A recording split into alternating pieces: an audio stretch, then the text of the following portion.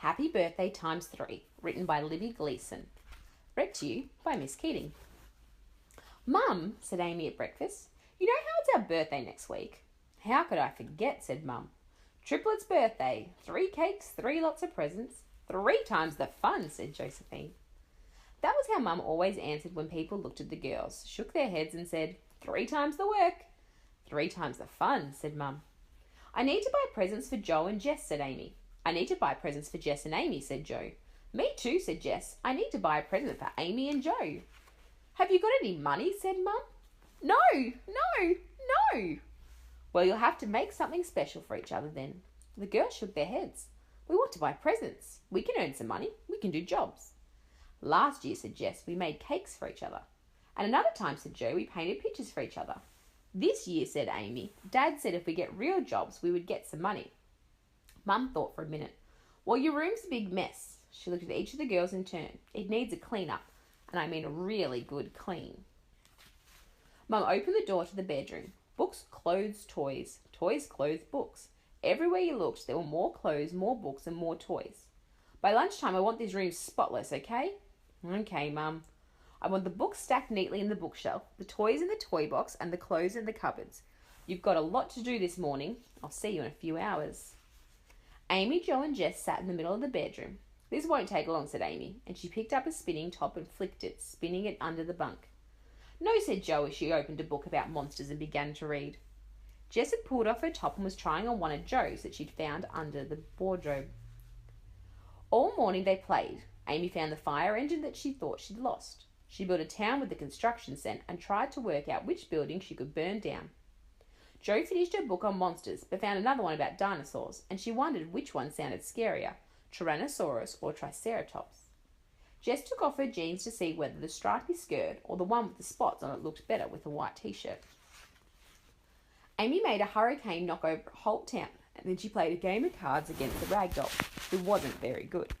Joe found a story about bad ghosts who tricked children and good ghosts who saved them. Jess tried on all the possible clothes she could wear to their birthday party. She had just decided on a tartan skirt and sleeveless top and her new joggers when they heard their mum's voice.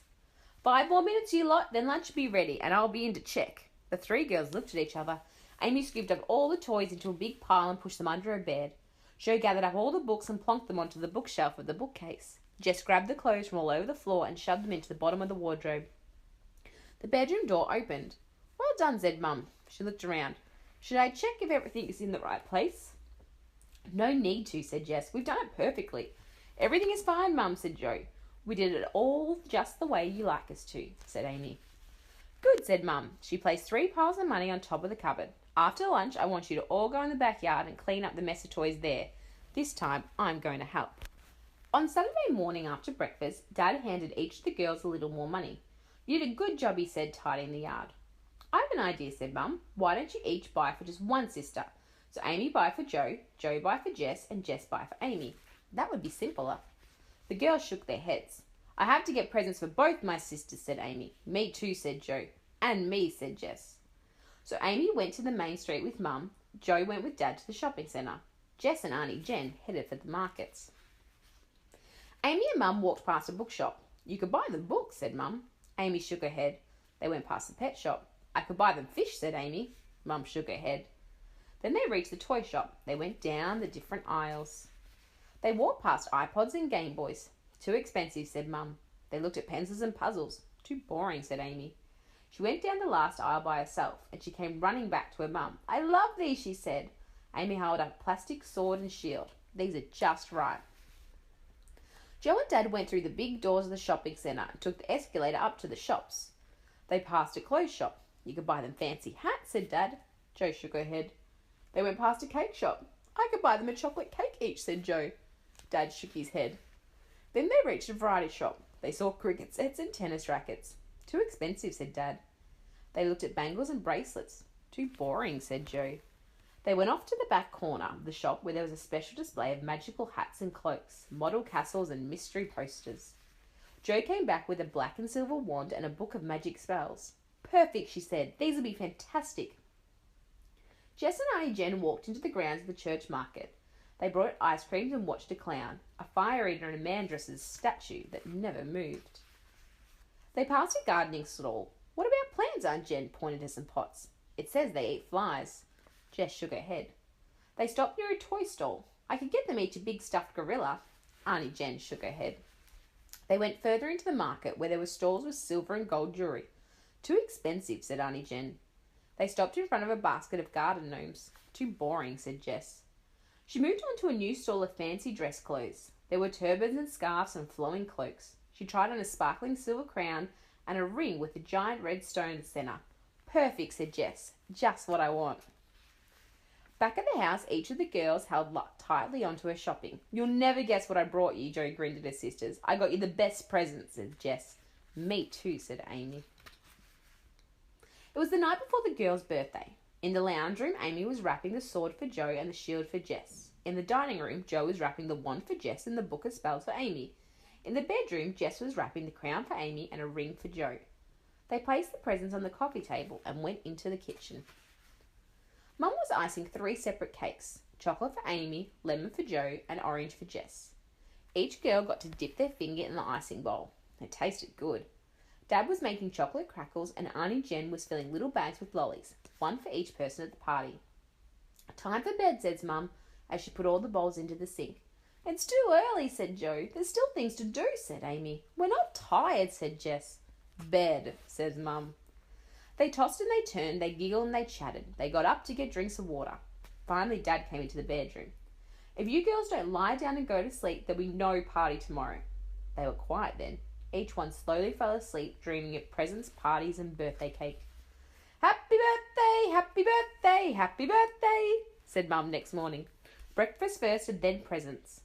Dad served them fruit salad with strawberries and pineapple, bananas and mango. Special breakfast for special 6-year-olds, he said. He wiped the last sticky bit of mango from Amy's face. And now it's time for presents. The whole family sat on the floor in the lounge room. First there was a box that had come in the mail from Grandma. I bet it's books, said Jo. And it was. Then they opened a present of CDs from Uncle John, war games from Mum and Dad, and puzzles from Auntie Jen. These are for you. Amy passed her gifts to Jo and Jess. And for you. Jo passed her presents to her sisters. Jess did the same. There was poking and prodding, feeling each present and trying to guess what it was. Paper and ribbon was ripped from each parcel. Silence. Then, thank you, they each said. Amy watched as the sword and shield were put back down the floor. Jo watched as the wand and the book of spells were placed back in the pile of paper. And Jess watched as the crown and ring lay under the chair.